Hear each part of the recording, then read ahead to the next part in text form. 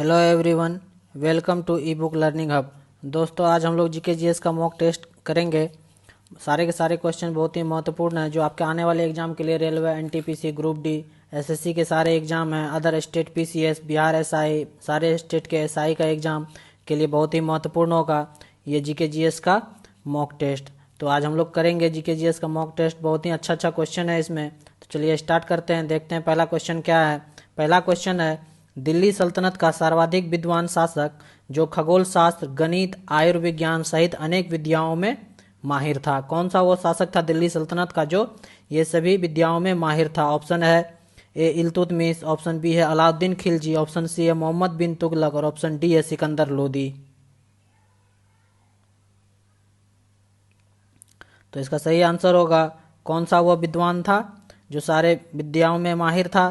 तो वो था मोहम्मद बिन तुगलक। क्या होगा ऑप्शन? ऑप्शन नंबर इसका बी सी सही होगा, मोहम्मद बिन तुगलक। चलिए नेक्स्ट है, महाराणा सांगा ने इब्राहिम लोदी को किस युद्ध में पराजित किया था? ये बताना है आपको। ऑप्शन ए है खतौली का युद्ध, ऑप्शन बी है सारंगपुर का युद्ध, ऑप्शन सी है सिवान का युद्ध, ऑप्शन डी है खानवा का युद्ध। महाराणा सांगा ने इब्राहिम लोदी को किस युद्ध में पराजित किया था? तो इसका सही आंसर होगा ऑप्शन नंबर ए खतौली का युद्ध। खतौली का युद्ध जो कि हुआ था 1518 ईस्वी में, याद रखना है आपको। चलिए नेक्स्ट है, अकबर का मकबरा कहाँ पर स्थित है? अकबर का जो मकबरा है वो कहाँ पर स्थित है ये बताना है आपको। ऑप्शन ए है सिकंदरा, बी है आगरा, सी है औरंगाबाद, डी है फतेहपुर सीकरी। कहाँ स्थित है अकबर का मकबरा? ये स्थित है सिकंदरा में, याद रखना है आपको। कहाँ स्थित है? बहुत ही महत्वपूर्ण क्वेश्चन है ये सब।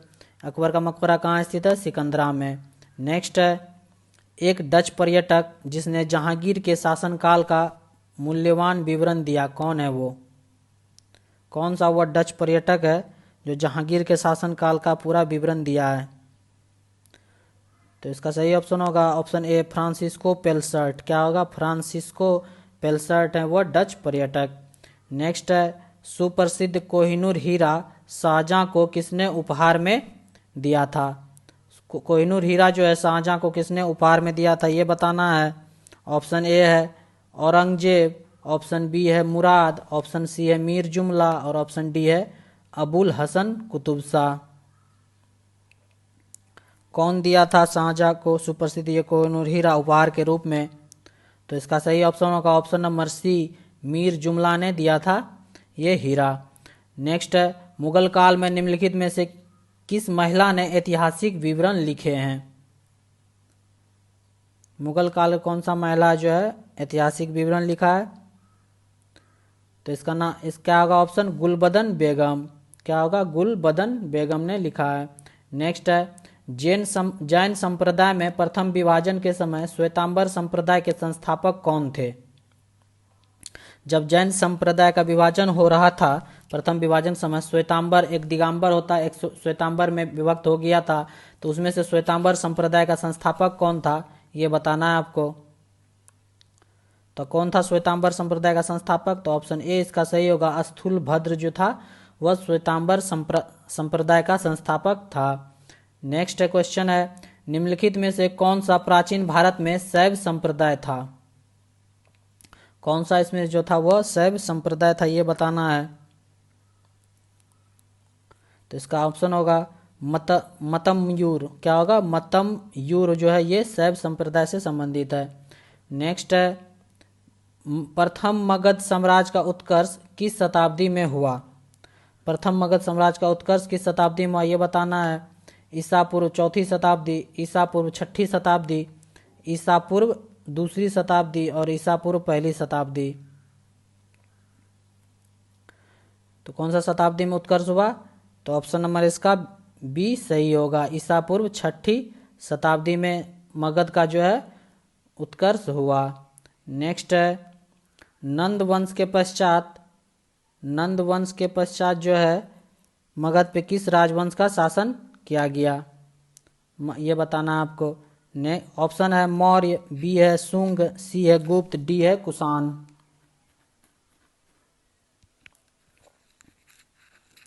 नंद वंश के बाद कौन सा राजवंश का आया मगध पे शासन किया? मौर्य वंश। ऑप्शन ए याद रखना है आपको। नेक्स्ट है, किस अभिलेख से प्रमाणित होता है कि चंद्रगुप्त का प्रभाव पश्चिम भारत पर था? कौन सा अभिलेख से ऐसा पता चलता है कि चंद्रगुप्त का जो प्रभाव है वो पश्चिम भारत पे भी था? कौन सा होगा? रुद्रदामन का जूनागढ़ शिलालेख। कौन होगा? रुद्रदामन का जूनागढ़ शिलालेख से ये पता चलता है कि चंद्रगुप्त का प्रभाव जो है वो पश्चिम भारत पर था। नेक्स्ट है, विदेशियों को भारतीय समाज में मनु द्वारा दिया गया सामाजिक स्तर क्या था? विदेशियों को जो है भारतीय समाज मनु द्वारा जो दिया गया सामाजिक स्तर क्या था, ये बताना आपको। क्या होगा? वात्य क्षत्रियों का। क्या होगा? व्रात्य क्षत्रियों का स्तर, सामाजिक स्तर दिया था विदेशियों को। नेक्स्ट है, पूर्वी रोमन सम्राट जस्टिनियन का सर्वाधिक महत्वपूर्ण योगदान किस क्षेत्र में था? पूर्वी रोमन सम्राट का जो सम्राट था जस्टिनियन, उसका सर्वाधिक महत्वपूर्ण योगदान जो है किस क्षेत्र में था, ये बताना आपको। किस क्षेत्र में था? विधि के क्षेत्र में सर्वाधिक योगदान था। नेक्स्ट है, महात्मा गांधी के अनुसार राजनीति का क्या तात्पर्य था? महात्मा गांधी जी के अनुसार जो है राजनीति का क्या तात्पर्य था? तो इसका ऑप्शन होगा जन कल्याण के लिए सक्रियता।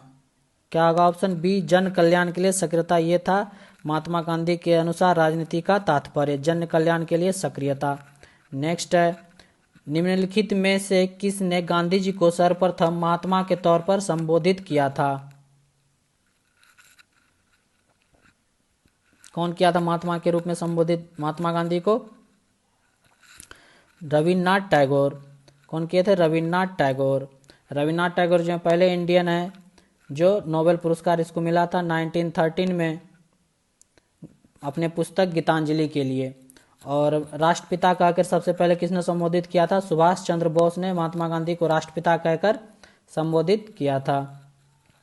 नेक्स्ट है, भारतीय राजनीति में प्रवेश के पूर्व 1 वर्ष तक देश में पर्यवेक्षक एवं विद्यार्थी के रूप में रहने की सलाह गांधी जी को किसने दी थी? गांधी जी को विद्यार्थी के रूप में रहने के लिए सलाह किसने दी थी? तो ये दिए थे उसके पॉलिटिकल गुरु गोपाल कृष्ण गोखले। महात्मा गांधी के राजनीतिक गुरु कौन थे? गोपाल कृष्ण गोखले। नेक्स्ट है, चंपारण संघर्ष में निम्नलिखित में से किन्होंने महात्मा गांधी का साथ दिया था? चंपारण का जो संघर्ष हुआ था उसमें महात्मा गांधी का कौन साथ दिया था?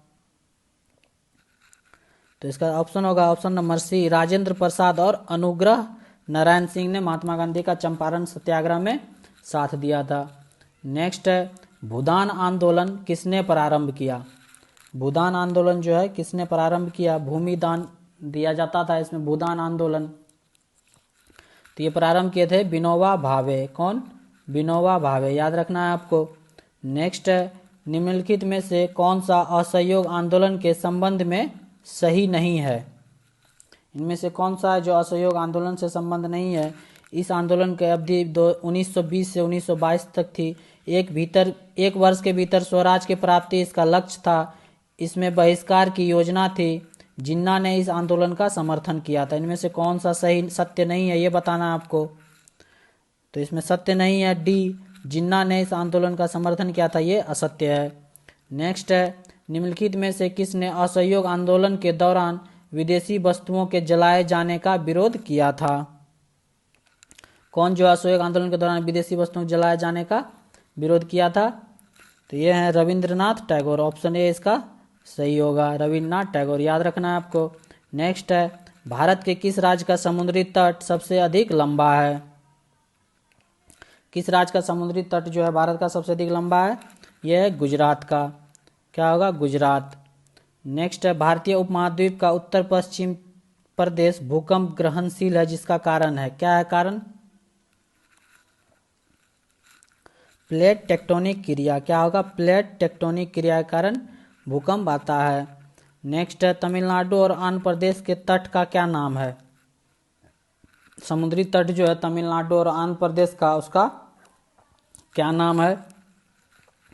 तो इसका नाम है कोरोमंडल। क्या होगा? कोरोमंडल। नेक्स्ट है, भारत में जनजातियों के निर्धारण का क्या आधार है? भारत में जनजातियों का निर्धारण क्या आधार है? ऑप्शन ए सही होगा, सांस्कृतिक विशेषकरण और विभिन्न आवास। नेक्स्ट है भारत के किस प्रदेश की सीमाएं 3 देशों क्रमशः नेपाल, भूटान और चीन से मिलती है? ऑप्शन है अरुणाचल प्रदेश, मेघालय, पश्चिम बंगाल और सिक्किम। इन चारों राज्य में कौन सा राज्य है जिसका सीमा जो है 3 देशों से लगता है? नेपाल, भूटान और चीन। तो इसका आंसर होगा option number D, Sikkim. Sikkim वो राज्य है जिसका सीमा जो है 3 राज्य से लगता है, नेपाल, 3 देश से लगता है, नेपाल, भूटान और चीन। नेक्स्ट है रेड क्लिफ लाइन सीमा निर्धारित करती है? कौन से देश के बीच में जो है रेड क्लिफ लाइन सीमा निर्धारित करती है? भारत और पाकिस्तान के बीच। रेड क्लिफ लाइन किसके बीच सीमा निर्धारित करती है? भारत और पाकिस्तान के बीच। यदि खाद्यान्नों का सुरक्षित संग्रह सुनिश्चित करना हो तो कटाई के समय उनका आर्द्रता अंश कितने प्रतिशत से अधिक नहीं होना चाहिए? जिस टाइम कटाई होता है भूमि का, उस समय जो है संग्रहण करने के लिए, जमा करने के लिए, उसमें जो नमी जो है कितना % से अधिक नहीं होना चाहिए, ये बताना है आपको। तो यह है 14% से अधिक नमी नहीं होना चाहिए खाद्यान्न में। नेक्स्ट है निम्नलिखित नदियों में से कौन एक यमुना की सहायक नदी है? इनमें से कौन सा एक है जो यमुना की सहायक नदी नहीं है? ये पूछ रहा है, नहीं है, यमुना की सहायक नदी नहीं है, कौन इसमें से? तो ऑप्शन डी होगा सही, रामगंगा जो यमुना की सहायक नदी नहीं है। नेक्स्ट है अधोलिखित कौन सी चट्टान में जीवाश्म नहीं पाए जाते हैं? कौन से चट्टान जीवाश्म नहीं पाए जाते हैं? ग्रेनाइट। ग्रेनाइट जो एक अग्नेय चट्टान है, इसमें जीवाश्म नहीं पाए जाते हैं, ध्यान रखना आपको। निम्न नदियों में किसका सर्वाधिक बड़ा जल ग्रहण क्षेत्र है? सबसे बड़ा जल ग्रहण क्षेत्र इनमें से कौन सा नदी का है? तो ऑप्शन इसका सी होगा, गोदावरी का सबसे बड़ा जल ग्रहण क्षेत्र है। नेक्स्ट है चेरापूंजी अवस्थित है? चेरापूंजी कहाँ अवस्थित है? कौन से राज्य में चेरापूंजी अवस्थित है? यह है मेघालय राज्य में, याद रखना है आपको। चेरापूंजी कहाँ अवस्थित है? मेघालय राज्य में। गद्दी लोग निवासी हैं, गद्दी जो लोग हैं, ट्राइबल लोग जो हैं, वो कौन से राज्य में निवास करते हैं, ये बताना है आपको। गद्दी लोग कहाँ संबंधित रखते हैं? हिमाचल प्रदेश से। कहाँ से? हिमाचल प्रदेश से, याद रखना है आपको। भारत के सर्वोच्च न्यायालय के कार्यवाहक मुख्य न्यायाधीश की नियुक्ति करता है? किसकी नियुक्ति करता है?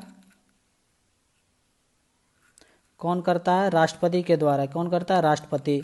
नेक्स्ट है राष्ट्रपति का रिक्त स्थान भर लिया जाना चाहिए? कितने दिन के अंदर भर लिया जाना चाहिए? राष्ट्रपति का पद खाली होने के बाद 6 माह के अंदर भर लेना चाहिए राष्ट्रपति का पद। नेक्स्ट है निम्न में से कौन से राष्ट्रपति सर्वोच्च न्यायालय में उपस्थित हुए थे जब सर्वोच्च न्यायालय राष्ट्रपति के निर्वाचन विवाद की सुनवाई कर रहा था? कौन सा वो राष्ट्रपति था जो सर्वोच्च न्यायालय में उपस्थित हुआ था? तो वो है बीवी गिरी। क्या होगा ऑप्शन? बीवी गिरी। नेक्स्ट है भारत के संविधान में निर्धारित किए गए लोकसभा में सदस्यों की अधिकतम संख्या हो सकती है? लोकसभा में कितने अधिकतम संख्या हो सकती है? ऑप्शन ए है 547, ऑप्शन बी है 545 और ऑप्शन सी है 552 और ऑप्शन डी इनमें से कोई नहीं। लोकसभा में मैक्सिमम कितना सीट होना चाहिए? ऑप्शन सी इसका सही होगा, 552 सीट होना चाहिए। नेक्स्ट है कार्यपालिका से न्यायपालिका के पृथक्करण का सिद्धांत किस भाग में वर्णित है? ये बताना है आपको। कौन से भाग में वर्णित है कार्यपालिका से न्यायपालिका का पृथक्करण? ये वर्णित है राज्य के नीति निर्देशक तत्व में, जो कि अनुच्छेद 36 से 51 के बीच में आता है, राज्य के नीति निर्देशक तत्व। चलिए नेक्स्ट है कामराज योजना का उद्देश्य था? कामराज योजना का क्या उद्देश्य था, ये बताना आपको। कामराज योजना का उद्देश्य था भारतीय राष्ट्रीय कांग्रेस को जीवंत बनाना। क्या उद्देश्य था कामराज योजना का? भारतीय राष्ट्रीय कांग्रेस को जीवंत बनाना, याद रखना आपको। नेक्स्ट है निम्नलिखित में से कौन सी भाषा संविधान की 8वीं सूची में नहीं है? इनमें से कौन सा भाषा है जो संविधान की 8वीं सूची में नहीं है? तो यह है भोजपुरी। भोजपुरी भाषा जो है संविधान की 8वीं सूची में नहीं है। बाकी उर्दू, नेपाली, कोंकणी, ये टोटल 22 भाषा है जो संविधान की 8वीं सूची में हैं। नेक्स्ट है निम्न में से किसको भंग नहीं किया जा सकता परंतु समाप्त किया जा सकता है? कौन सा ऐसा इसमें से है? लोकसभा, राज्यसभा, राज्य विधानसभा, राज्य विधान परिषद, इन चारों में से कौन सा है जिसको भंग नहीं किया जा सकता है परंतु समाप्त किया जा सकता है? तो ये राज्य विधान परिषद है। राज्य विधान परिषद को जो है भंग नहीं किया जा सकता है, लेकिन इसको समाप्त किया जा सकता है, याद रखना है आपको। नेक्स्ट है 1993 में राष्ट्रपति द्वारा मानवाधिकार संरक्षण अध्यादेश जारी किया गया था किस अनुच्छेद के अनुसार? 1993 में जो है राष्ट्रपति जो है मानवाधिकार संरक्षण अध्यादेश जारी किया था अनुच्छेद 123 के अनुसार, अनुच्छेद 123 के अनुसार जारी किया था, ध्यान रखना आपको।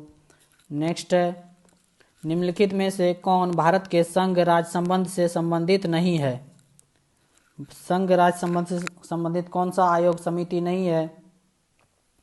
यह इंद्रजीत गुप्ता समिति जो है भारत के संघ राज्य क्षेत्र से संबंधित नहीं है। बाकी सरकारी आयोग, राजमन्नार समिति, पूंछी आयोग, ये सारे संबंधित है संघ राज्य संबंध से। नेक्स्ट है संविधान में संशोधन की पहल की जा सकती है। संविधान में संशोधन करने के लिए किस सदन में पहले पहल किया जा सकता है, ये बताना है। तो ये संसद के किसी भी सदन में पहल किया जा सकता है संविधान में संशोधन के लिए। भारतीय संविधान के किस अनुच्छेद में राज्य की राजभाषा या भाषाएं अपनाने की प्रक्रिया है? किस अनुच्छेद में ये प्रक्रिया है, राज्य की राजभाषा और भाषाएं अपनाने की भारतीय संविधान में? यह है अनुच्छेद 345। अनुच्छेद 345 इसका सही आंसर है। नेक्स्ट है अनुसूचित जाति और अनुसूचित जनजाति अत्याचार निवारण अधिनियम 1989 के अंतर्गत सामूहिक जुर्माना को अधिरोपित और वसूल करने की शक्ति किसे है? यह है राज्य सरकार को। ऑप्शन बी इसका सही होगा, राज्य सरकार को। नेक्स्ट है भारत में सर्वोच्च न्यायालय की स्थापना हुई थी, कब हुई थी भारत में सर्वोच्च न्यायालय की स्थापना? किसके द्वारा? भारतीय संविधान के द्वारा। क्या होगा? भारतीय संविधान के द्वारा। नेक्स्ट है भारतीय संविधान के निम्नलिखित अनुच्छेदों में कौन सर्वोच्च न्यायालय द्वारा संविधान का अनुलंघनीय मौलिक ढांचा घोषित किया गया है? कौन सा होगा? तो इसका सही आंसर होगा ऑप्शन नंबर 1, 2, 3, तीनों जो है तीनों सही होगा। अनुच्छेद 32, अनुच्छेद 226, अनुच्छेद 227 जो है मौलिक ढांचा घोषित किया गया है। नेक्स्ट है आकाश नीला दिखाई पड़ता है क्योंकि? आकाश नीला क्यों दिखाई पड़ता है ये बताना आपको। आकाश नीला इसलिए दिखाई पड़ता है क्योंकि नीले प्रकाश का प्रकीर्णन जो है सबसे अधिक होता है, इसलिए आकाश नीला दिखाई पड़ता है। नेक्स्ट है तब कोई प्रतिक्रिया नहीं होती है जब भाप गुजरती है ऊपर से। किसके ऊपर से भाप गुजारने पे जो है कोई प्रतिक्रिया नहीं होती है? किसके ऊपर से भाप गुजारने पे? यह है तांबा। तांबे के ऊपर से भाप गुजारने पर इस पे कोई प्रतिक्रिया, कोई रिएक्शन नहीं होता है। नेक्स्ट है प्रकाश का रंग निर्धारित होता है, किसके कारण प्रकाश का रंग निर्धारित होता है? तरंगदैर्घ्य से। तरंगदैर्घ्य से जो है प्रकाश का रंग निर्धारित होता है। नेक्स्ट है निम्नलिखित में से किसने नैनो टेक्नोलॉजी शब्द का प्रयोग किया और कब किया? नैनो टेक्नोलॉजी शब्द का प्रयोग जो है किसने किया और कब किया ये बताना आपको। तो किसने किया? नोरियो टानीगुची ने किया 1974 में। नैनो टेक्नोलॉजी शब्द का प्रयोग 1974 में नोरियो टानीगुची ने किया। पृथ्वी का पलायन वेग, पृथ्वी का जो है पलायन वेग कितना है ये बताना है आपको। ऑप्शन है 15 किलोमीटर प्रति सेकेंड, 21.1 किलोमीटर प्रति सेकेंड, 7 किलोमीटर प्रति सेकेंड और ऑप्शन डी है 11.2 किलोमीटर प्रति सेकेंड। तो इसका आंसर होगा, क्या आंसर होगा? 11.2 किलोमीटर प्रति सेकेंड है पृथ्वी का पलायन वेग। नेक्स्ट है मिश्र धातु में किस पदार्थ के संयोग से स्टेनलेस स्टील अचुंबकीय हो जाता है? मिश्र धातु जो है स्टेनलेस स्टील में जो अचुंबकीय हो जाता है किस धातु, मिश्र धातु के कारण? ये हो जाता है निकेल के कारण। निकेल मिलाने से जो है स्टेनलेस स्टील अचुंबकीय हो जाता है। नेक्स्ट है निम्नलिखित में से किसको वुड स्प्रिट भी कहा जाता है? इनमें से किसको वुड स्प्रिट भी कहा जाता है? Methyl alcohol, ethyl alcohol, ethylene glycol या ग्लिसरॉल, इनमें से किसको वुड स्प्रिट के नाम से जाना जाता है? कौन? तो यह है मेथिल अल्कोहल। मेथिल अल्कोहल को वुड स्प्रिट भी कहा जाता है। नेक्स्ट है निम्नलिखित में से कौन सा क्रिस्टल नहीं है? इनमें से कौन सा जो है क्रिस्टल नहीं है ये बताना है आपको। तो ये है गंधक। गंधक जो है क्रिस्टल नहीं है, बाकी हीरा, क्वार्ट्ज और ग्रेफाइट ये सब क्रिस्टल हैं। सितारों में अक्षय ऊर्जा के स्रोत का क्या कारण है? सितारों में जो है, तारों में अक्षय ऊर्जा का क्या कारण है? यह हाइड्रोजन का हीलियम में परिवर्तन। ऑप्शन ए इसका सही होगा, हाइड्रोजन का हीलियम में परिवर्तन। नेक्स्ट है, भोपाल गैस त्रासदी निम्नलिखित में से किस गैस के रिसाव के कारण हुई थी, ये बताना है। भोपाल गैस त्रासदी में कौन सा गैस रिसाव हुआ था? तो ये हुआ था मिथाइल आइसोसाइनेट। क्या हुआ था? मिथाइल आइसोसाइनेट का रिसाव हुआ था। बहुत ही जहरीला गैस होता है। नेक्स्ट है, मानव शरीर की धीमी वृद्धि निम्न में से किस कमी के कारण होती है? मानव शरीर का जो धीमा वृद्धि है वो किसके कारण होता है? वसा, विटामिन, प्रोटीन, कार्बोहाइड्रेट, किसके कारण होता है? प्रोटीन। प्रोटीन की कमी के कारण जो है मानव शरीर का वृद्धि जो है बहुत स्लो होता है, बहुत धीमा होता है। नेक्स्ट है, निम्नलिखित में से कौन सा हास्य गैस लाफिंग गैस के रूप में प्रयुक्त होता है? कौन सा गैस को जो है लाफिंग गैस बोलते हैं, ये बोलना बताना है आपको। तो ये है नाइट्रस ऑक्साइड। नाइट्रस ऑक्साइड को क्या बोलते हैं? लाफिंग गैस बोलते हैं। नेक्स्ट है, यूरिया किसके द्वारा रक्त से पृथक किया जाता है? गुर्दा के द्वारा। ऑप्शन डी इसका सही होगा, गुर्दा के द्वारा जो है यूरिया रक्त से पृथक किया जाता है। नेक्स्ट है, वीडियो कॉन्फ्रेंसिंग है तो निम्न में से कौन सा डिवाइस अनिवार्य है? वीडियो कॉन्फ्रेंसिंग करने के लिए कौन सा डिवाइस अनिवार्य है? यह है वेबकैम। वेबकैम डिवाइस जो है, कैमरा, ये अनिवार्य है वीडियो कॉन्फ्रेंसिंग के लिए। नेक्स्ट है, फेरोमोन्स पाए जाते हैं। फेरोमोन्स जो है किसमें पाए जाते हैं, ये बताना है आपको। फेरोमोन्स किसमें पाए जाते हैं? ये पाए जाते हैं कीटों में। ऑप्शन ए इसका बिल्कुल सही होगा, फेरोमोन्स जो है कीटों में पाए जाते हैं। नेक्स्ट है, अंगोरा ऊन जो है प्राप्त की जाती है। अंगोरा ऊन जो है किससे प्राप्त की जाती है, ये बताना है आपको। अंगोरा ऊन प्राप्त की जाती है किससे? भेड़ की एक प्रजाति से, लोमड़ी की एक प्रजाति से, सशक अथवा बकरे की एक प्रजाति से, तिब्बती मिर्ग की एक प्रजाति से। किससे प्राप्त किया जाता है अंगोरा ऊन?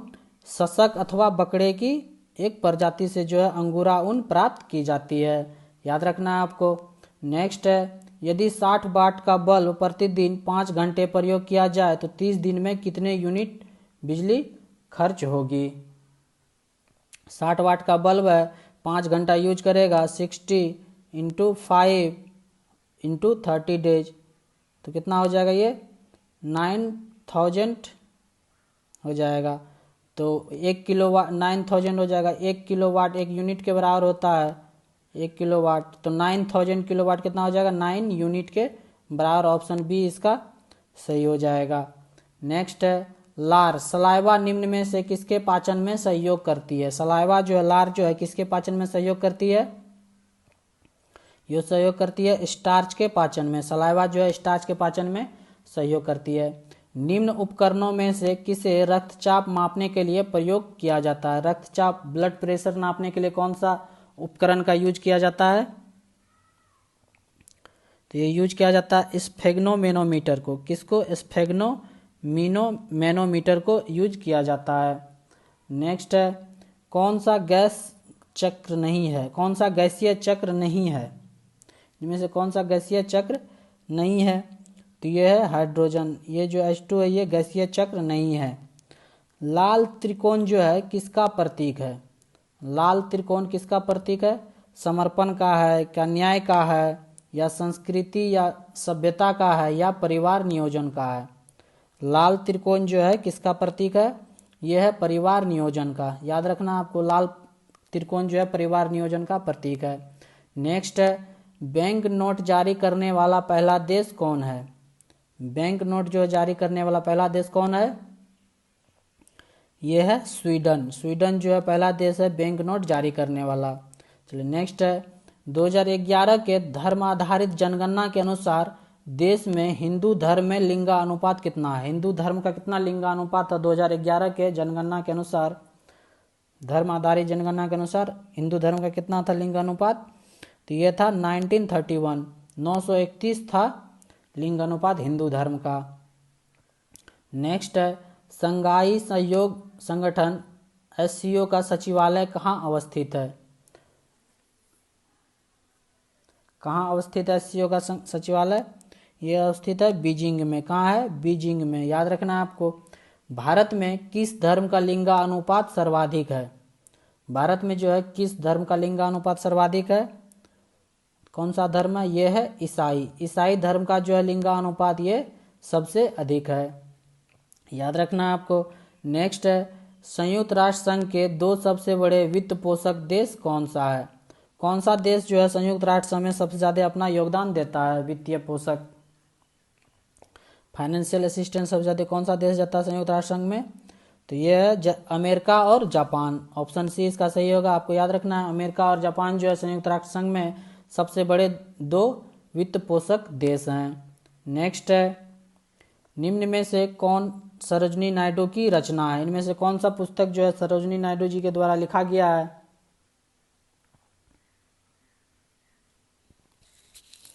तो कौन सा बुक है?